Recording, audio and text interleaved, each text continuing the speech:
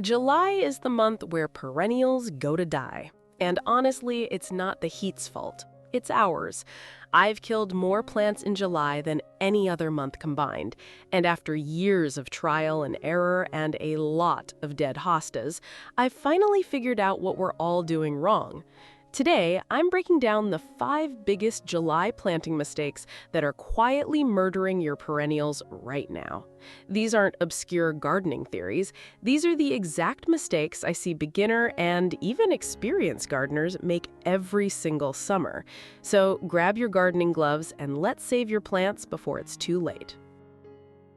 All right, mistake number 1. And this one hurts because we think we're being good plant parents. We've all been told that summer is hot, so we need to water our plants every single day, right? Wrong. Here's the problem. When you water a little bit every day, you're only wetting the top inch or two of soil.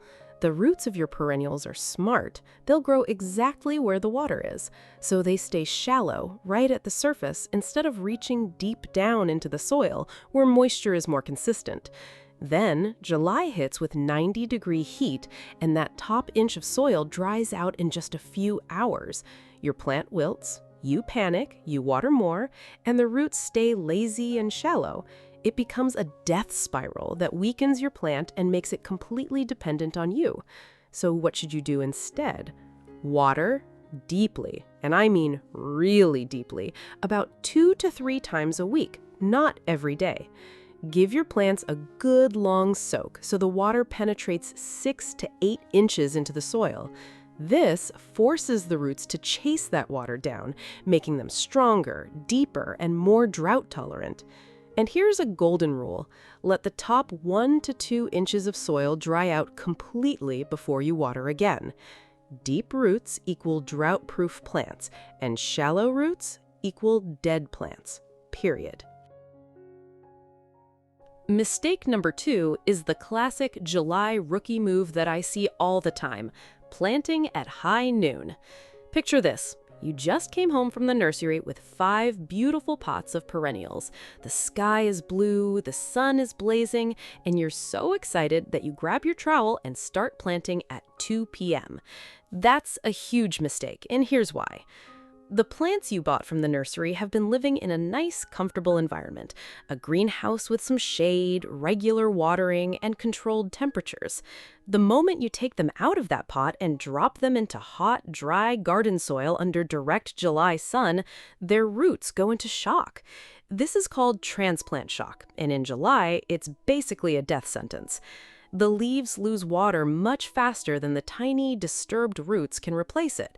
Within 48 hours, your beautiful new perennials are wilted, scorched, and basically turning into crispy chips. So what's the right way to do it? If you absolutely have to plant in July, and sometimes we don't have a choice, do it early in the morning, before 10 a.m., or wait until late afternoon after 6 p.m. when the sun is less intense. This gives the roots a good 12 hours or more to start settling in before they have to face another scorching day. And for the first 7 to 10 days after planting, give them some temporary shade. Use a patio umbrella, some shade cloth, or even an old bed sheet draped over some stakes. Your new plants will thank you by actually surviving. Plant in the cool, water in the morning, and shade your babies like they're VIPs. Mistake number 3 is one of the simplest errors, but I'm shocked by how many gardeners still get it wrong. Planting too deep. You might think, well, if I plant it deeper, the roots will be more protected and the plant will be more stable, but that's actually the opposite of what perennials want. Every perennial has something called a crown. That's the exact spot where the stems meet the roots. And that crown absolutely needs to be at or just slightly above the soil surface, never buried. When you plant too deep, or worse, when you pile mulch up against the stem like a little volcano, that crown stays constantly wet and can't breathe. This creates the perfect conditions for crown rot, which is exactly what it sounds like, a slow, sneaky rot that kills your plant from the bottom up. The worst part about crown rot is that you won't even know it's happening for weeks. The leaves will look perfectly fine, you'll keep watering and caring for it, and then one day, boom, the whole plant collapses and dies. It's heartbreaking and completely preventable. So here's what you need to do. When you plant your perennial, make sure the crown is level with the surrounding soil, not deeper, not higher. And when you apply mulch, and you definitely should apply mulch in July, do it like a donut, not a volcano. Spread the mulch around the plant in a ring, but keep it at least 1 to 2 inches away from the stem. This keeps the crown dry, the roots cool, and the plant happy. Aerate the crown, save the plant. It's truly that simple. Mistake number 4 is the one I see even experienced gardeners make, and it breaks my heart every time: fertilizing plants that are already stressed from the heat. Here's how it usually goes. Your perennial looks a little pale, maybe a little droopy, and you think, you know what, the poor thing probably needs some nutrients to perk up. Let me give it some fertilizer. I get it, you're trying to help. But in July, fertilizer is not help, it's harm. Here's why. Most fertilizers, especially the ones high in nitrogen, force your plant to push out soft, tender new growth. That's fine in spring, but in the middle of July's brutal heat, those tender new shoots have absolutely no defense against the sun. They get scorched, fried, and dead within days. Instead of helping your plant, you're basically telling it, hey, stop focusing on your roots and surviving the heat. Go ahead and waste all your energy growing some new leaves that I'm about to fry. The plant becomes even more stressed because now it's trying to maintain those new shoots on top of dealing with the heat and drought. It's a lose-lose situation. So, what's the right move? Simple. Do not fertilize in July at all. Just don't do it. Save your fertilizer for spring and early fall when your perennials are naturally putting on new growth. In July, your only job is to water deeply, apply mulch to keep the roots cool and moist, and then get out of the way. Let your plants rest. July is rest month, not feast month. No fertilizer, period. And finally, mistake number 5. This one genuinely makes me sad every time I see it. July comes around and your peonies, daylilies, and hostas start looking a little rough. The leaves are yellowing, maybe a little spotty, definitely not Instagram worthy. So you grab your pruners and snip, snip, snip. You cut all that ugly foliage off to make your garden look neat and tidy. Please, I'm begging you, stop right there.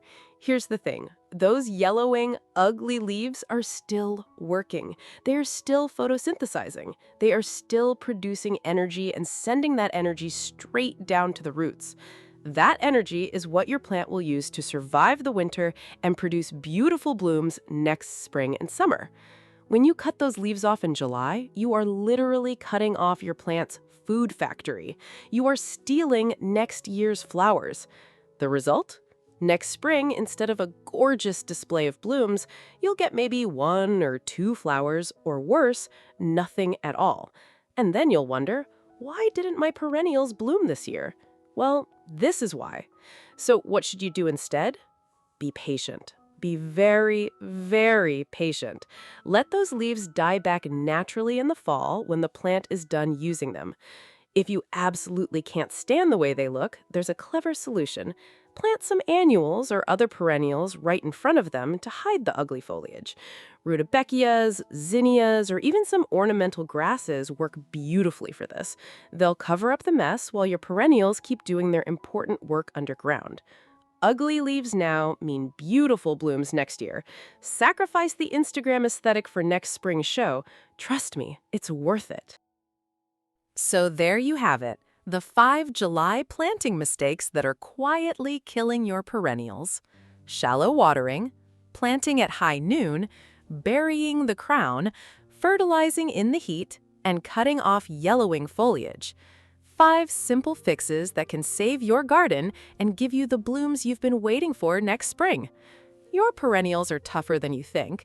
They just need deep water, some space to breathe, and a little patience from us. Thanks for watching, and happy gardening!